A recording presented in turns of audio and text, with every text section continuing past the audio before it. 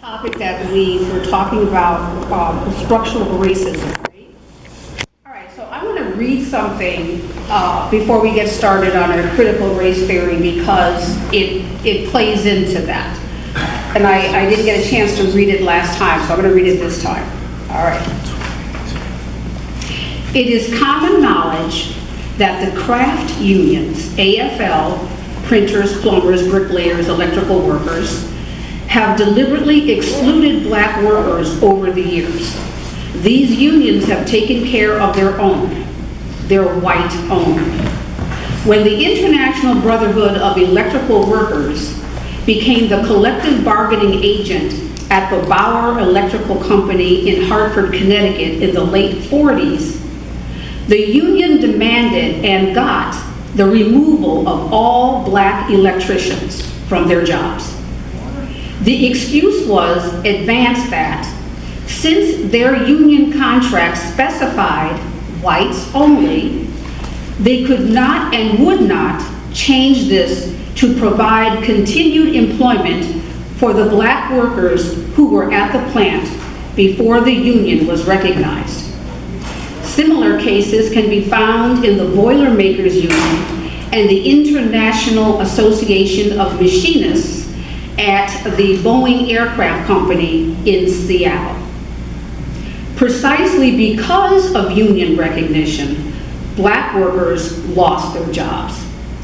This is from Myrna Bain, her Organized Labor and the Negro Worker National Review, June 4th, 1963. So it was taken from that. Now, what would you call that? Besides wrong? Systemic racism. Systemic. What was that? Say it loud. Systemic racism. Systemic racism. This is like perfect. Now, what I want you to do is to just magnify this across the country. So it just wasn't Connecticut, so we're not going to just rag on Connecticut. It's not just Connecticut.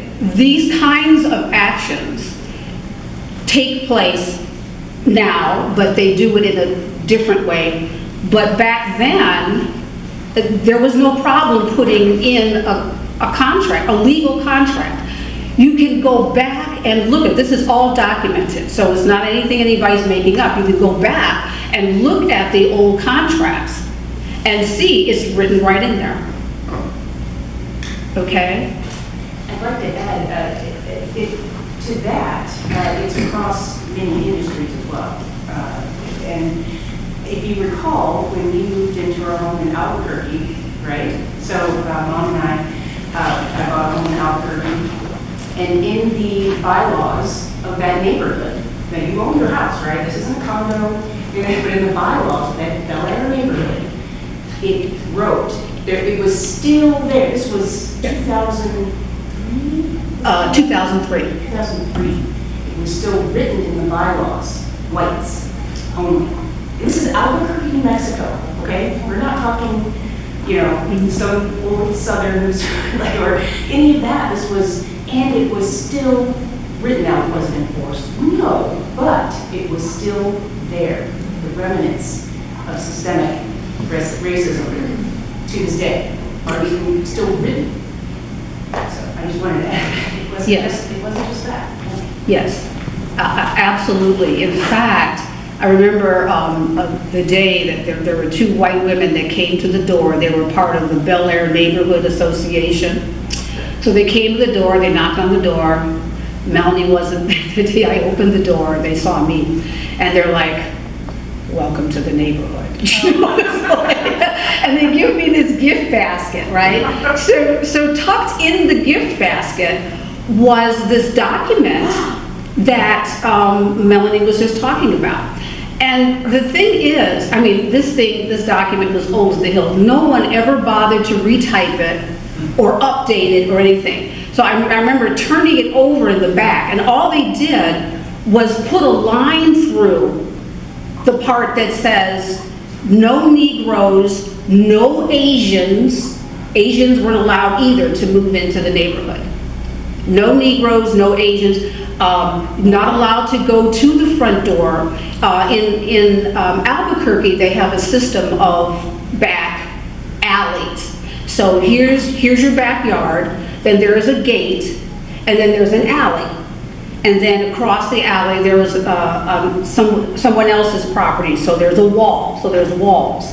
And so if you were a worker in the neighborhood, if you were black or you were Asian and you were working in a home, or you were not allowed to come to the front door. You had to walk down the alley and come through the back alley doorway in order to get to the front door, in order to get to the house. Okay, so, and I think Richard Rothstein, is that his name? The one that did the book a couple years ago, was a bestseller when he was talking about the housing, how housing was segregated. Anybody remember? From the guy from Harvard? I think so. Richard Rothstein, I think his name is. How do you spell the last name? I think it's Rothstein. It would be Rothstein. I think I read that. You know what? Yeah, and I can't, the title escapes me, but what they did was to look at how structural racism, and this is what Dr. Patricia Rose was talking about last week, how everything works together. So it's not just work, it's your housing, it's your education, all of it. She showed the gears. Remember, she had a diagram and there were gears, and they all work together. Okay? So the purpose of the class really is to help you to confront fear with facts. You might want to jot that down. You want to learn how to confront fear with facts. People will come, and I'm sure you've heard all kinds of things from people, all right? But this is fact. This is real. These were real contracts. The housing ordinances, all of that. I wish I had saved that piece of paper. I saved it for a couple of years and I got rid of it. But this was very, very common. This is real. What I want you to pay attention to is, you may say, well, gee, that was in 1940. So, and you will hear this excuse over and over and over. Oh, that happened 150 years ago. Oh, that happened, 50 years ago, whatever. What I want you to pay attention to, what is the impact? What was the impact of this labor law for black families? Always look at the impact. When anyone says anything about, oh, that happened so long ago, why should we ever pay attention? I will give you an example.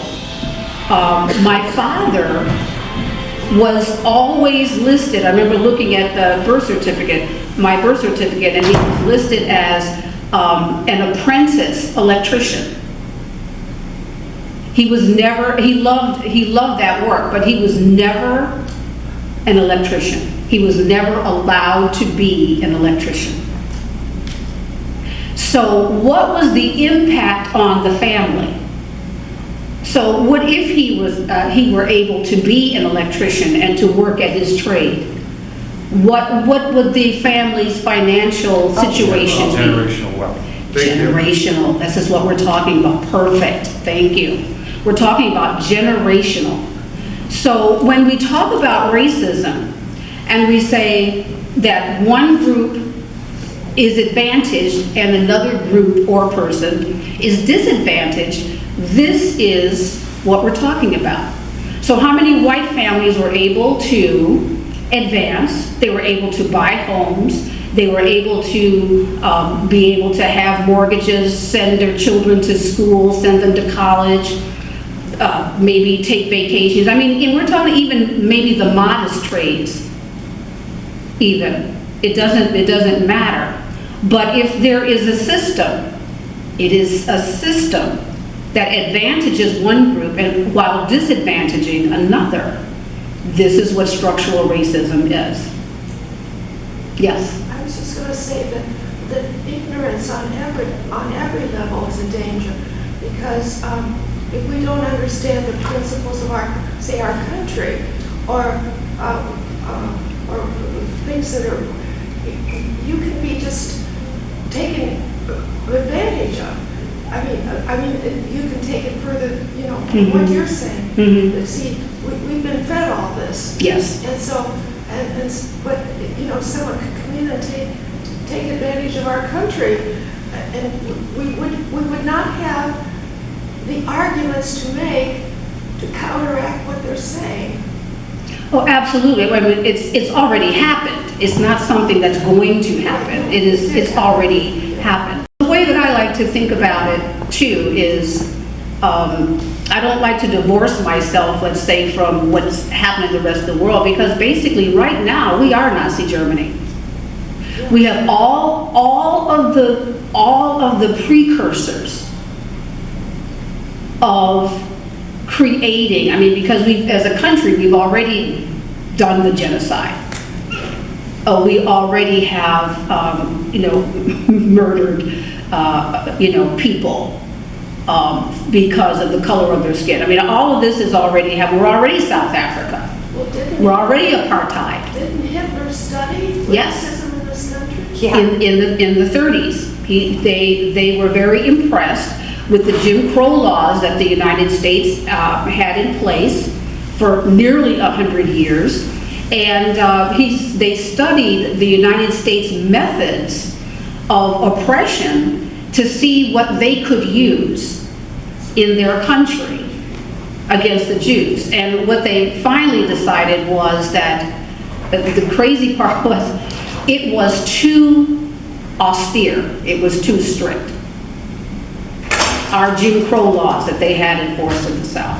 Does everyone know what the Jim Crow laws were, or the black codes? Whites go somewhere and the blacks go another place. Black people. Black, and Yes. it could be like restaurants, it could be the toilet, it could be a school, it could be a factory, Stores. church. It was against the law in Alabama for a black person and a white person to sit down and play checkers together. It was against the law. The law. So when we say structural racism, it's exactly the law. It's against the law. You could be put in jail. You could be fined and put. Look at Rosa Parks. What did she do? Sat in front of the bus. Exactly. It was against the law. Very tired, and that was a good thing, started some good things for the black people. It was against the law. Dr. Martin Luther King was arrested, I believe, 30 times in 12 years. 30 times in 12 years. For what? Breaking the law. So this is real. And so we're here now. We're here now. And so the work is really you have to catch up. You have to get out of the bubble that you were put in. And I will say this over and over and over. This is not your fault. This was a system created in order to control you and in order to control black people. It is a system of political and social control. It's all about power.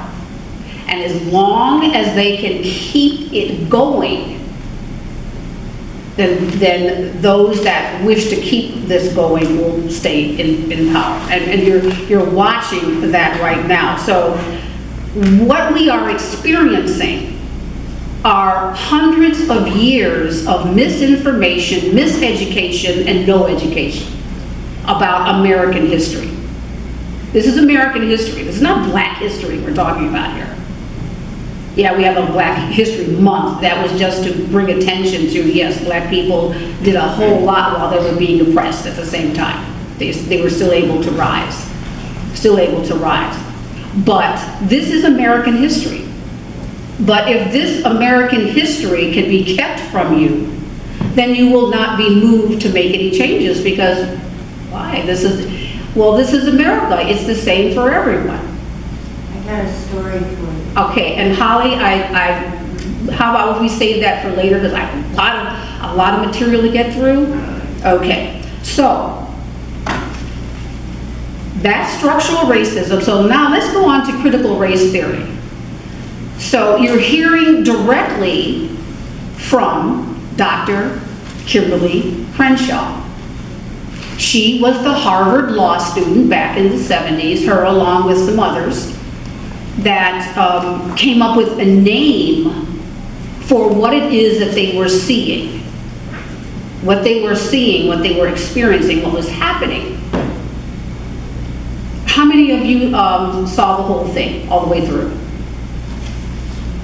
Okay, good for you, yay! That was one of the longer ones, but it was very, very important because I want you to be able, the next time, someone, with their pitchfork, critical race theory, I want you to be able to tell them what it is. It's really very simple. You can say it in like less than 15 seconds. If you just condense it down to what it is. Anybody want to take a try at telling me what it is? Real short. Critical race theory is, yes. I'll try it. It's a study of systematic racism And, and the effects on Black people. yes, In the law. in the law. For law students. That's right. That's a very important part of how racism has been embedded systematically into the law. Law. Anyone who says that there is no systemic racism, like Senator McConnell, who says there's no such thing. That's a fallacy, all right? How it is embedded into the law and what the effects are on people, specifically Black people, because that's what we're talking about here. And what are the effects? And also, if those laws, if the racism was not embedded in the law, what might be the impact? So the ultimate endeavor is to find out how the law is being shaped by racism and then begin to create structures or laws in order to dismantle it. Is that being taught in kindergarten? No. Loud? Let me hear you. No. Thank you. So the next person that is all upset because they're afraid that their kindergartner or their first or second or third grader is going to be inundated with critical race theory, you can tell them. Not unless your second grader is a genius and is in Harvard Law School and is studying the law and may encounter this particular theorem.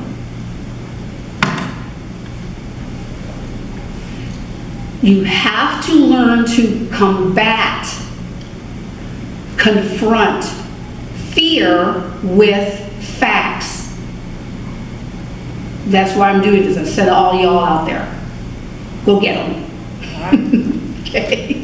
You got another chance, okay? Christmas holiday's coming up and everybody will be sitting blah, blah, blah, blah, blah around the table, and you might, if a couple, you don't want to be aggressive, but if a topic comes up and you hear misinformation, then you can counter it with some facts. That's why we're doing this.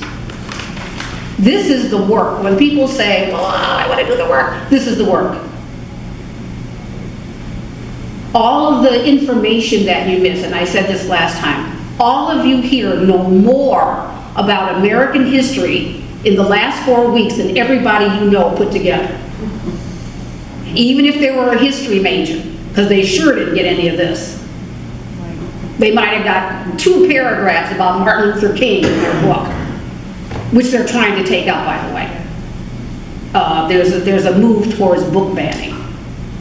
And yeah, book banning, book burning. So, well, yes, that's right. That's right. That is one of the things that they did in Nazi Germany. It was the precursor to the Holocaust. So what is, could you explain to me, what is the fear?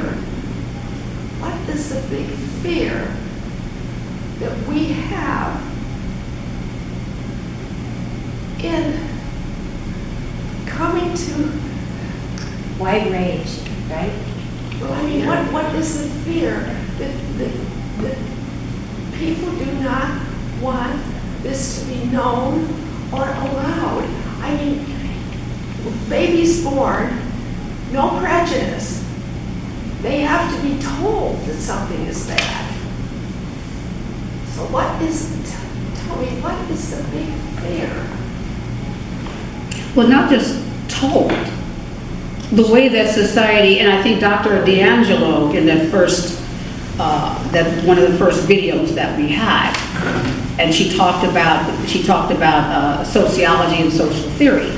And it's not what you tell your children, it's what you demonstrate to them, what you show them through your life activities.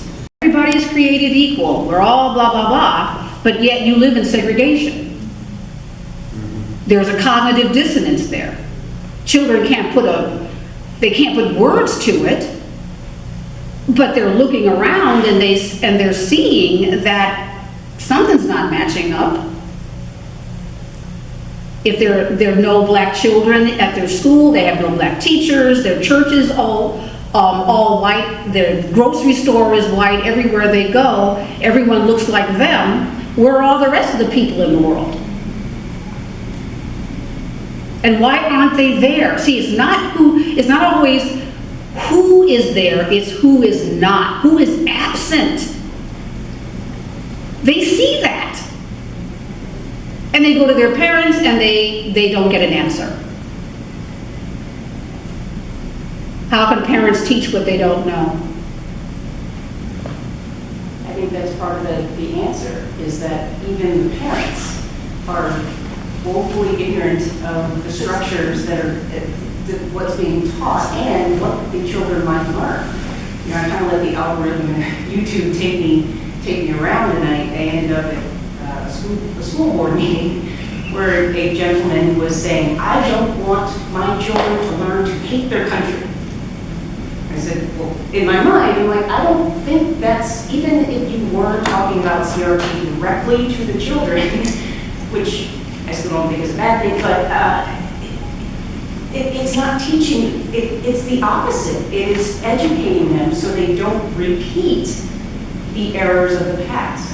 But what he got from his input, because you trust media, you trust politicians, you trust those that give the authority, right?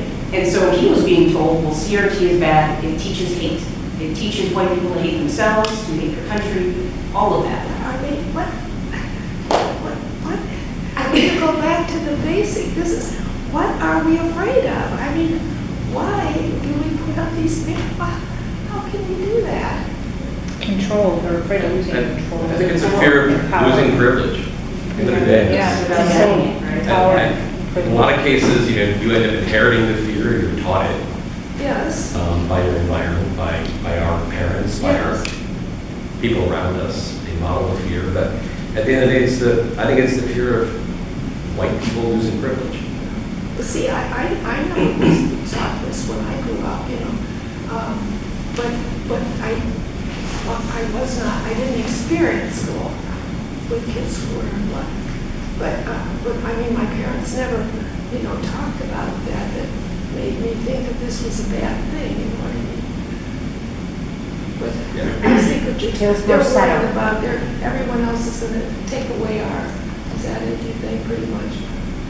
Without putting a finger on it. Right, without saying it directly. If you have an advantage, because the privilege, if you have an advantage, your first instinct isn't to, well, let's get rid of the advantage, it's working well for me, I don't need it anymore.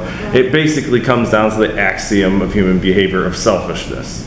And as Christians, we are supposed to be trained against selfishness. Jesus kind of makes that clear. But that's what you're fighting, is that instinct of selfishness of me, what's good for me.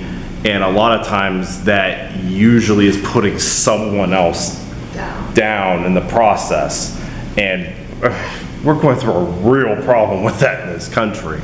And this is probably the clearest example, and it goes throughout our entire history of that being a problem. That's what we're trying to get rid of. It can be referred to as zero-sum thinking, where, well, if we make strides toward equality, somebody's going to do something. It isn't, let's bring everyone on board. It's somebody's going to get pushed off board if we bring another group. They sink, the ship's going to sink, or you know, our entire people is going to lose everything that they had. I mean, think about it, there's been a lot of utopian ideas about how to run society, and every single one of them has absolutely failed miserably. Why? Because someone selfish has ruined the process with it. That's why they've not worked. It's like the lion lying down with the lamb. As long as the lion's been fed and all of that's taken care of, then he doesn't need the lamb. It's always been a better life for black people in the north, but in the south, I don't know. But, well, no, see, and that's an interesting point. I just had a conversation this weekend with an older friend of mine, and she was remembering her childhood in Ohio, Southern Ohio. We didn't have Jim Crow laws the way we think of them in the South, legally in Ohio. But in her town, there were separate water fountains. That was an Ohio law, but they still had them in that town. You go anywhere south of Columbus, one town had them, another one didn't. Next town had them, another one didn't. And you can probably find it, somebody can correct me if I'm wrong, but I think Ashland also falls into that case, and Ashland is northern Ohio. So this happened here too. Right now. I'm glad you mentioned that, because that brings us to the topic of sundown towns. Who knows what a sundown town is? Yes. Tell us. You. Oh, me? Mm-hmm. Well, the town we used to live in many years ago, Okay. before we lived there. This, Well, Lakewood too. Uh-huh. So that black people could not be in town after dark, or they could be arrested Or worse. or violated. Mm-hmm. Or worse, for sure. You will be run out of town if you're lucky. If you're Literally. lucky. They still Literally. exist. Literally. Sundown towns still exist in 2022. All over the country. All over the country. You remember, have you heard of the movie? They put out a movie, The Green Book. Remember The Green Book? Yeah, The Green Book, where, and part of that had to do with where you could travel, the accommodations that you would receive if you were black.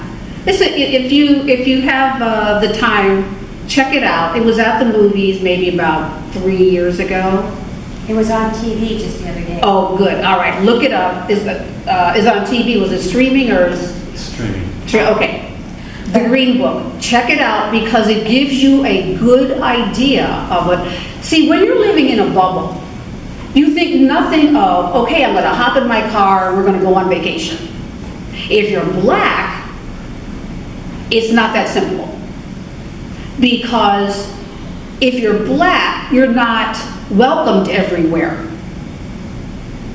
See, I'm going to give, this is a picture of, this is the United States right now. Remember last week when we were talking about walking to a grocery store or walking into a shop, walking into Penny's or walking into some place and someone following you around in the store, racial profiling, we talked about that last week. Okay, that's the reality right now in 2022. Okay, and so what we're talking about in terms of sundown towns is that, okay, so now I have to decide where, make sure that your car is tanked up, because you do not want to run out of gas night or day in some sections of the United States or Ohio You don't want to run out of gas. You don't want to be there after dark. And there is someone, he's passed away, I believe is a sociologist. I have it on my phone somewhere. He decided to, state by state, he took Ohio also, and he went county by county to find where the sundown towns were in each county.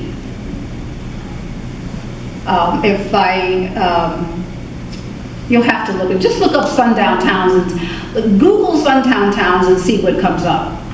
So this is real. This is a reality right now in 2022.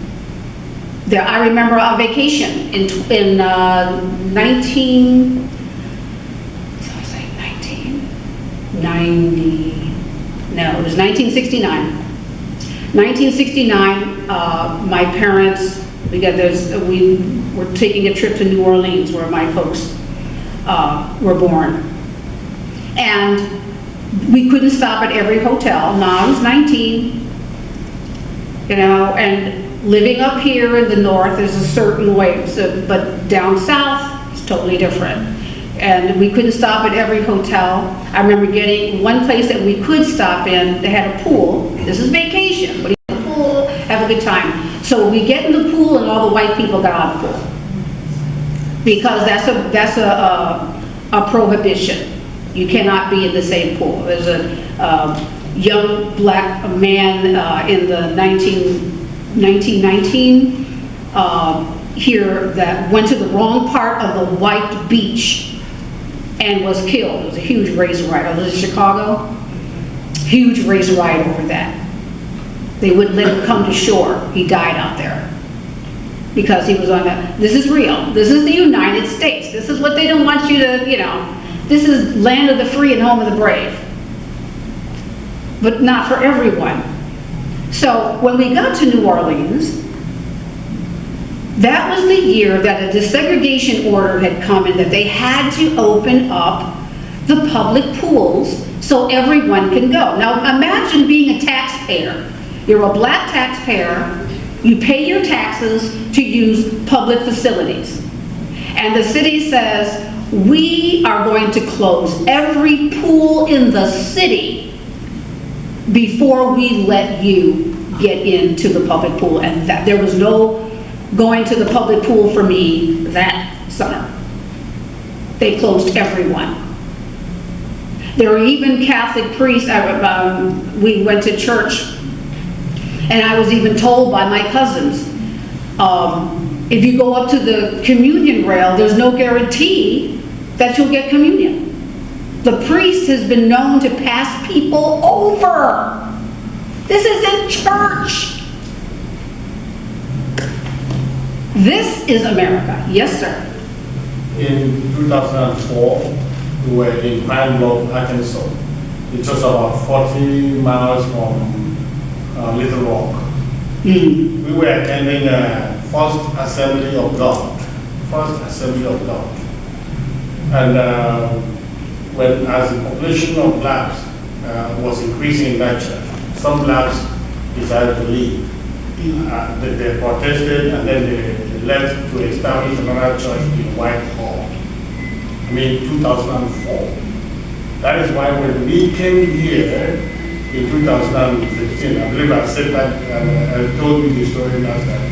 We were very careful about just going in and meeting on people. We wanted to see, wait and see how we were going to be welcomed. And then one person came towards us, welcomed us, another person came, another person, I said, okay, maybe this is the church which we are getting. That is the church. Absolutely. This is real. So these everyday incidents, so remember, now this is about racial battle fatigue. Remember that handout I gave you? Anyone who doesn't have one handout, I have a handout here about racial battle fatigue. So what's the impact of all of this? Walking around in this heightened state of tension all the time. Black people's blood pressure does not decrease at night when you're supposed to be relaxed. can't relax, because you never know when the next attack is coming. Not the physical, not as much of the physical. I'm not worried about physical attacks, really. But it is the mental and emotional, psychological attacks that come at you all the time. Or the constant policing of black people. You talk too loud. You laugh too loud. We're going to throw you off the train. I mean, I can give you a trillion stories. A group of black women on the train, they were on a wine tasting tour. Supposed to be having fun. So there's about 6 black women, they're on the train, and then white people were complaining that they laughed too loud.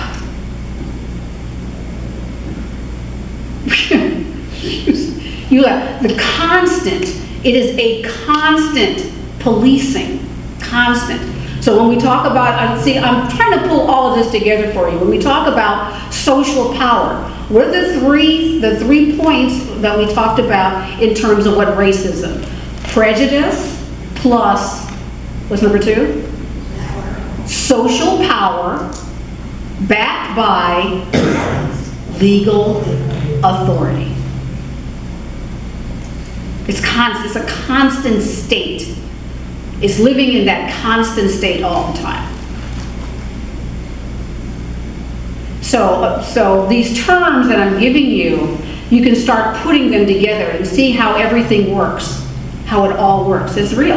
This is life in 2022 in the United States. The counter narrative is all of this is a lie. I'm just making it up. I'm too sensitive.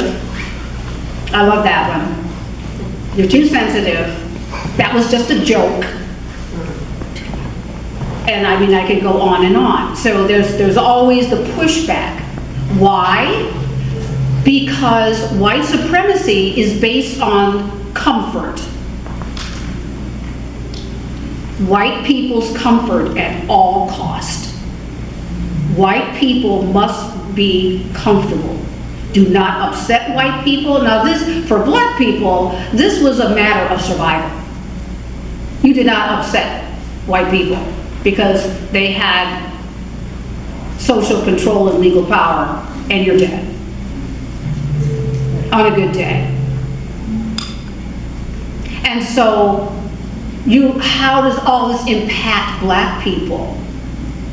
So the whole idea of being your full authentic self is not always on the table for you. You can't do it. Depends on who you're with.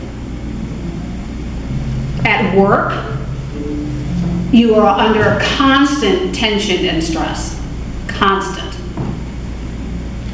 And who do you go to? Your white coworkers? Your white boss? Who do you go to complain? Without being labeled a troublemaker. You're labeled a troublemaker if you talk about race because it makes white people uncomfortable. That's why your parents didn't have a good old round table about race at home with you. Gather around, children, let's talk about racial issues. Anybody have that experience? No? Oh, okay. Because it makes white people uncomfortable. So you have to live your life as a black person, constantly navigating that in every space you go. Every space. There is no rest from it, ever. So that is the impact. Someone said, well, why did you create Lakewood Black Caucus? Because it is a safe space, and it's giving black people an opportunity to come together to address these issues, find solutions, and to relax, and to be oneself without being policed for a couple of hours a month. And there are complaints. I'm receiving complaints about that from some white people because I'm being divisive. No, the division is already here. So, but this is the state. I want you to begin to understand what we talked last, the very first class. And I said that this is something we're going to have to feel your way through. You have to be able to feel, in order to really be effective, it's like feeling as if this is happening to your children, to your loved ones. Because when I hear people say, well, you know, what do we, I don't know what to do about it. Of course you do. If it were happening to you, of course you would know. That's where the separation is. There's really the ultimate, and then getting back to the genetics and all that, there's really only one of us. There's only the human race. It is happening to all of us. And we're here in this place, in this country right now, is because we don't believe it. We don't see it. We think it's happening to them over there when it is really affecting you deeply. So getting back to your fear, the fear is means all of this is making an impact psychologically on white people. It always has. It has diminished your sense of humanity because it's deadened it down to where you separate. It's happening to those people over there. It has nothing to do with me. And that's why we are all here in this point right now in the country. That sense of separation. So Dr. Kimberly Crenshaw, when she talked about critical race theory, and you understand what it is, now you see what the big brouhaha was about. Oh my God, we can't investigate this. We can't investigate law. Well, there is no racism. That's what people say. There is no race. There's nothing to investigate. Yes? I think, too, it's important to recognize that a lot of the narrative around racism, so much of it is centered on individual acts. They'll say, well, there's no racism. I don't see it. I don't see people, carrying around swastikas, or I'm not seeing these assaults in the street, or I'm not seeing people saying the N-word. Like, these are isolated individual occurrences. And I think you get that narrative going, which has been going for all time, that these are individuals or just isolated. And when you try to talk about systemic issues, that's where McConnell is like, well, there's racism. I'm not seeing it. And he doesn't even bother to find out what that means. And that is that's the core of it.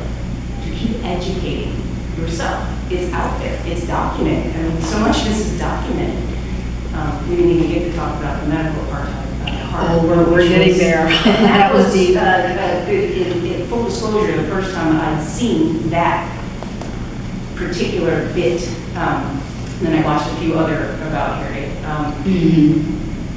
I watched that with my mouth dropped open. Like, I was just like, because everyone knows about Tuskegee, right? Yes. Everyone knows about that. But she was saying that that's where it stops. She couldn't get anyone else to name any other occurrences, which she was seeing in plain as day. She investigated. She said, it's all documented. It's all there. But no one's ever bothered to pull it all together and say, look, this is what's happening. It's still happening today. Yes. But this is all part of being curious, investigating, educating yourself. Like, there's things I learned something new that was totally new. I implore everyone to do the same. Please, open your eyes, and protect you in the future. Learn how to protect yourself, because if they did it to a marginalized people, that's a test. That's to see, can we do it to everyone else? And they are, actually. I mean, you can help yourselves as well. Exactly. If you think of the treatment of black people, I think of it as the test case. And I told white women before, I said, they're coming for you. They are coming for you. And so I was not surprised in the least when Roe versus Wade was reversed. Because they are now experts at how to control people, how to take your rights away, right under your noses, take your rights away, and to use the law in order to do it. Why are they screaming against critical race theory? Because it's the study of how systemic racism is embedded in the law. We can't be looking at that. Not if they're choosing to control you. All of this is connected. All of it is connected. The medical apartheid was, it really is very, very disturbing. How many that were able to see that? I forgot how many minutes it was. What, 20 minutes? I forgot how long it was. Yeah, 20. I think that was the 40-minute one. It was the 40-minute one. And Yeah. then when you learned about what the Germans did, Mm-hmm. 30 minutes long. Yes. I know that you're really busy. Everyone's really busy. I get it. I try to cram in the world in 4. And I know you have all this other stuff going on. Did Leah have us down for March? Did she do that? I think she's still working on the schedule with that, but I think there's an opening. Okay, that. if there is an opening, we're going to do this again in March. Okay? Different videos. There'll be different people here, but I still want the Civil War one in there. That is pivotal. That particular one, the Civil War one. But we will have different videos because there's a trillion of them. And we will continue this on. Now in terms of this information, there is nothing that is prohibitive in terms of a junior high school or senior high school student to be here to hear this information. All of Lakewood needs to be in here. But a junior high, senior high, I feel this information is appropriate. I'm not a grade school educator. I would leave that to someone else for the lower grades. That takes, I think that takes a special or a sensitive training for someone to deal with the younger children. But it would be a crime to send your high school kids out into the world and not know any of this. And so, I don't even know if we have the space, if we got all the junior high school and the high school kids in here, I don't know if there's a space. I have to talk to Reverend Butler about that. But this room needs to be filled because you're not getting this anywhere. Yes, ma'am. Young people need to learn this early because that's the future of our country. And so yes, I mean, that's all I can say. They have to know this. And young people are, I think they're receptive to learning. They want to know. I don't think they want to be pandered to. Or that's my experience with a lot of young people. I was a teacher. And they want to know what's going on. And I think that they feel like they're being cheated if they're not being told the truth. It's the parents. It's not the children. Yes. And it goes back to what we said before, that if children learn from what their parents demonstrate to them, not what they tell them, but what they show them. So if the parents showed up and were willing to learn right along with their kids, that's showing them something. In that action, a parent is saying, this is important, this matters. When you don't talk about something, you're making a statement without saying anything. You're saying, this is not worth my time. I'm not going to spend time on this. This is not important. I'm not going to talk about it. I don't want to hear about it. I don't want to talk about it. So, you're not saying, you're a flaming racist. No, what you're saying is you're projecting your attitude about the topic, and they get it. So let's stay on medical apartheid for a little bit, and then we're going to run to the second. Did everybody see the second? Dr. Carol Anderson? That is what the militia, the gun control in a nutshell, she talks about it. There it is. The root of it. She talks about the root of gun control in this country. And that's why I chose her. So, if you didn't have time to see that, please watch that.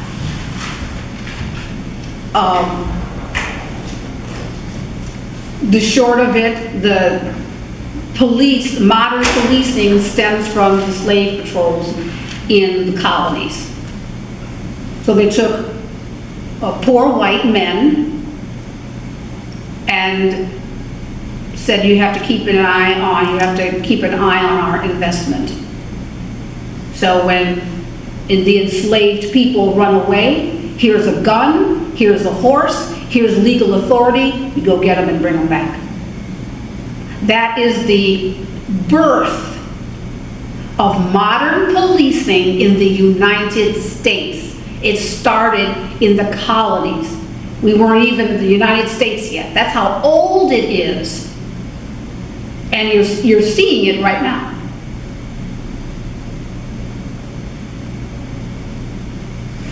And so she talks about that in the second. And she talks about militia. In order for, remember, only white men could be citizens.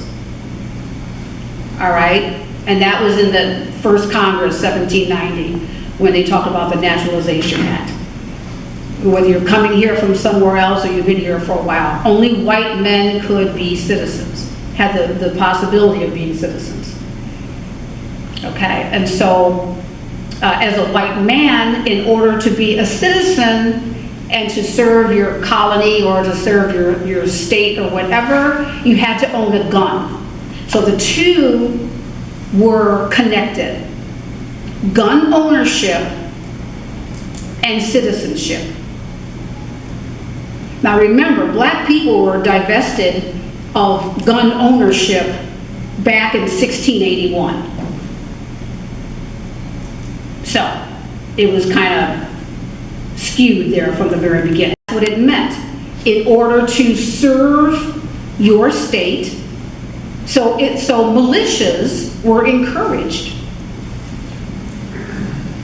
You talked about fear. Okay, another old residual fear is that of black revolution. There are always slave uprisings because who wants to be enslaved?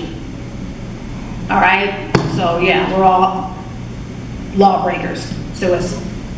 So the militias were used to calm the white people in the colonies and in the states. We have a manned force, voluntary manned force, right here in the States, so people don't worry if there's a slave uprising. We already have someone here. We don't have to send in, the National Guard. We don't have to send in the Army or whatever. We already have our militia right here. And it was your duty as a white male, that was your rite of passage, was to be in a militia and to own a gun. So this is very, and you can see that now. Remember, was it last year? Governor Whitmer in Michigan?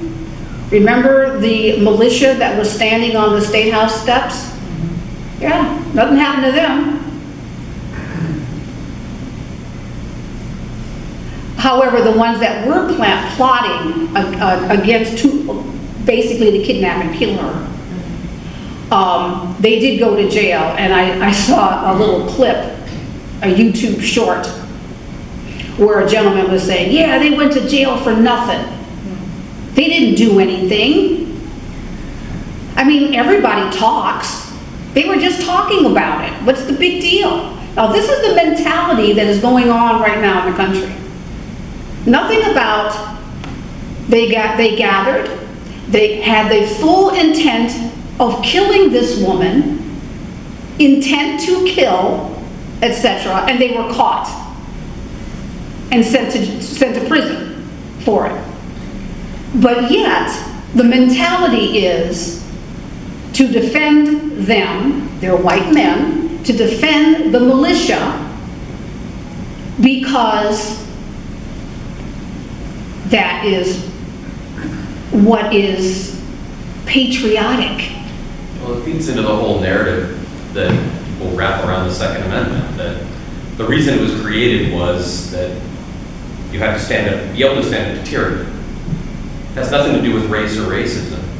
It's the lie that's been propagated around the Second Amendment. Ultimately, that the purpose of arming militias was so that to counter government overreach. That's the narrative. That's the narrative. That's the narrative, absolutely. Then there's that's the narrative. underlining reason was, well, we took the colonies, now it's time for Western expansion and there's people in our way, so we gotta get rid of them. That was the Or there's other people we need to control. reason. It is about control. It is control. I mean, everything that we're talking about, this is white supremacy undergirds everything in the society. Our country was built on white supremacy. So everything, so even though people don't want to talk about it, they want to call it something else. Oh, it's not about, what did they say? The Civil War was about states' rights. Yeah, the right to have enslaved people. And you see, at the time, they weren't even shy about it. There's government documents when they were having their debates in Congress. They came right out and said it. This is why. This is why. It was all about, but so you have this information. So you'll be able to read between the lines of whatever narrative you're being fed. You have to know what the bottom line is all the time. All the time. No matter what narrative you're being told. Everything is about control. Control of who? Black and brown bodies. Always. It has always been that way for centuries. Has not changed. That's the bottom line. And everything else that they'll put on top of that is just fluff. It's just fluff. For anybody who would like to believe that it's not about race. Why are you always making it about race? Why? Because in the United States, that's what it's about.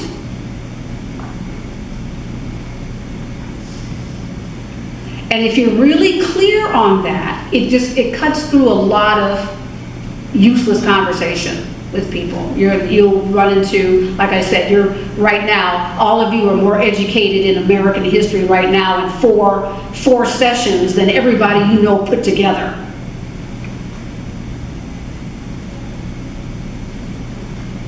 So between now and when we get together in March, hopefully that happens,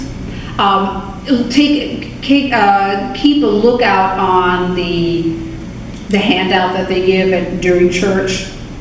We'll make a notification there. It'll be in the Lakewood Observer, and so I'll let you know so that we'll be back in this room, or if there's a lot of people, we'll just move to a bigger room if we need to.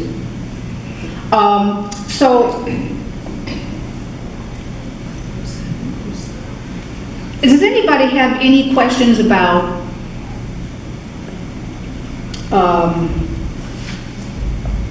medical apartheid or the second or critical race theory? Do you have any questions about any of those? Is it pretty clear? Well, definitely go back and watch these videos. Between now and March, all of you will be experts. You'll be experts on the Civil War. You'll be experts on the whole Reconstruction period. Those multicolored folders, are those articles you gave us to read, or are some of them what we were supposed to do each week and some that because I do have some things in here that were, like the cognitive dissonance and Yeah. Right. So what are in those? Oh, well, the handouts that I gave you, racial battle fatigue is up here, cognitive dissonance. Cognitive dissonance is up here. I gave you the goals of the class, and I also gave you some, do you have your, any of the terms or definitions that we did not go over? ADOS, you saw the ADOS, that stands for Africans, Descendants of Slavery, ADOS. The other is FBA. FBA is not on the list, but FBA is another grassroots organization, and that's Foundational Black Americans. So those are two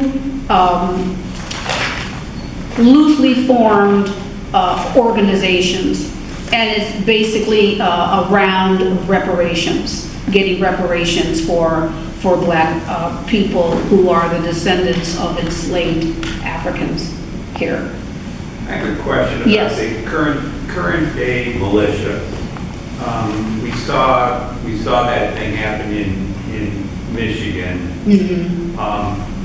How are current day militias authorized within the country, and what are the regulations around establishing a militia? Can a group of people just establish a militia, or do they have to be authorized in some sort of police protection or work with police authorities, or how is that established? You get together with your buddies and decide that you want to form a group. Is basically it. The militias that you see, and again, they're using social media a lot. So there are sites, and they link up shooting ranges.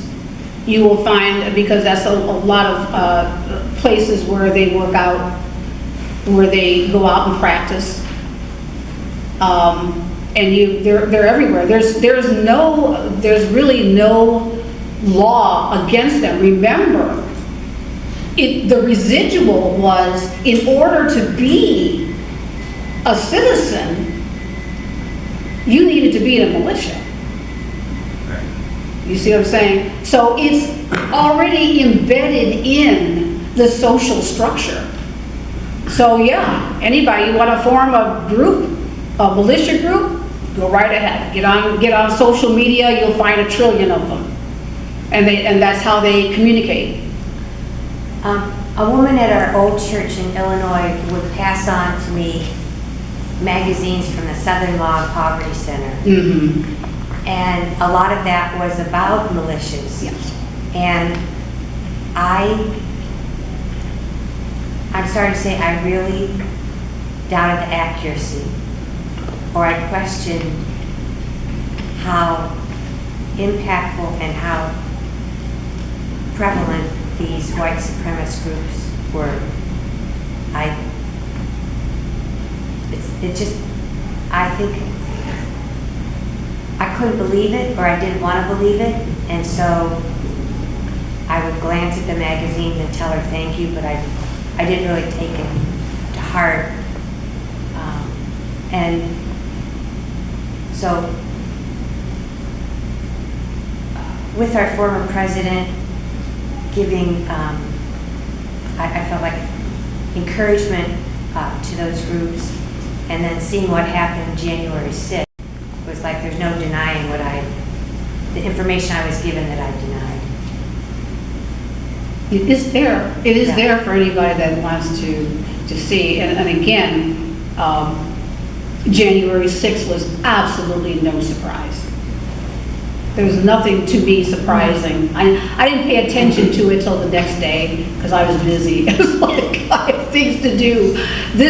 I'm not surprised because this is not the first time that something like that has happened. That's why I wanted you to watch the Civil War, the Reconstruction period. That's nothing new in American history. In 1877, white men went to the Capitol and threw all of the elected officials out on the street. So when January 6th happened, I said, oh, I was like, I have a doctor's appointment tomorrow. It was like life goes on. It was no shock. It was no shock. So if you know about, and I hear people, this is not our country. I mean, listening to people's reaction, it was almost sad that we know so little. This is not our country. This is not who we are. This is exactly who you are. It's always been this way. Where are you? And so that's why I keep saying we have to get out of the bubble and recognize what is happening. Those in power who are wishing you stay in the bubble. And that is why there is such a tremendous pushback on what is being taught in school. For example, we need to keep the children following a certain narrative so we can raise up the next generation to follow their parents. And that way we will maintain law and order. And that's what's happening right in front of everybody. I think an example of that is the prevalence of stand your ground laws, state by state by state. It's not what it allows people to do is, kill people of color with impunity because I felt threatened in my personal space. Exactly. Who needs to be a part of militia when I can just, I've got open carry laws in my state and they're stand your ground. If I feel threatened, I can just shoot. Well, and Exactly. that brings back the problem with the individual acts, is people don't react when it's one case here, one case there. They react when it's January 6th because this was a huge thing in the mall in DC, that was a big reaction. But think of, we got these groups here in Northern Ohio. Mm-hmm. Go to Huron County in New London and just listen to people talk. Go to Geauga County on the other side. There is a reason when you go to Beechwood, a lot of the places over there have hired security, armed security in those places. Because if you just look through the plain dealer in the last 5 years, how many incidents have we had of neo-Nazis attacking apartments where there have been Jewish residents? Because Cleveland has a large, Jewish heritage. They end up being a target. In the last 5 years, they've been targeted more than they were in the previous 15. We have these little individual acts all the time. Just January 6th was just the biggest incident people pay attention to. But it happens here constantly. Yes, constantly. It is because basically the restraints have been taken off. The latest stand your ground law that was passed is stunning in terms of, and it's just not Ohio. 20-some states now? Exactly. The fact that, you can just, hey, I'm just gonna go buy a gun. I can carry it in, restaurant. I can do whatever I want. I don't need any background check.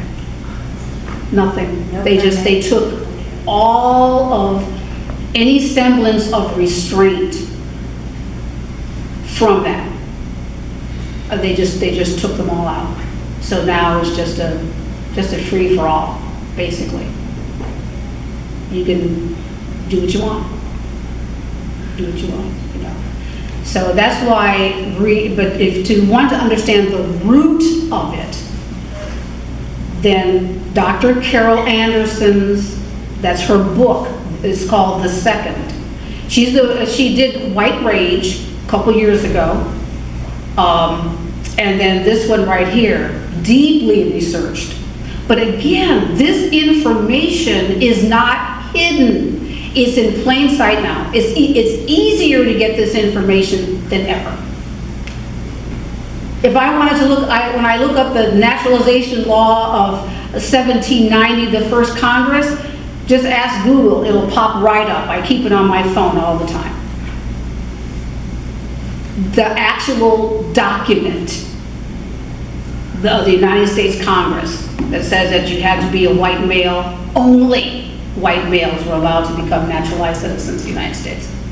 Because that's what our Congress is, one of our first acts that they passed. All of this information, that's why I chose YouTube. There's a lot of nonsense on it, and there's just a wealth of information. It's for free. You can sit in lectures with scholars anytime you want. It's right there on YouTube. And so I really strongly encourage everyone, if you haven't, between now and March, go over these videos again. I try to do things in chunks because it would overwhelm you. There's so many scholars and books, etc., etc. But go over these again and look at these. I try to pick out white people that you can emulate. You say, well, we don't have any, people that we can. Who knows Jane Elliott? Anyone else know who Jane? Have you heard of the Blue Eye, Brown Eye project that she did in the 60s? I donated a book about that to the library recently. Is that an age? I wonder. Yeah, she's in her 80s now, and this woman is fire. She's a white woman. She was an educator. She is an educator. She did an experiment in the classroom. She was trying to, because she loved Martin Luther King. When Martin Luther King was murdered, it really upset her. And so she wanted to impress, and she lived in a white town, she wanted to impress the school children of what was racial prejudice. What did it look like? What did it feel like? So she divided the class up into kids with blue eyes and kids with brown eyes.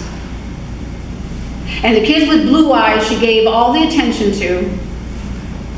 She gave all of the goodies to, etc. And the kids with the brown eyes, she ignored them, didn't speak kindly to them, etc., etc. To give them a visceral understanding of this is what racism is. This is what it feels like. Well, she was basically run out of town. Life was threatened, etc., etc. So she's been doing this work since the 60s. Jane Elliott, you must watch, listen to her. I have a clip from her. I don't know if I can get it up on here. That all whites are racist. Can you expound on that? Any white person who was born and raised and schooled in the United States of America, if you aren't a racist, you're American. Either that or you decided to educate yourself. Because education in this country is about white is right, brown's all right, black's gotta stand back.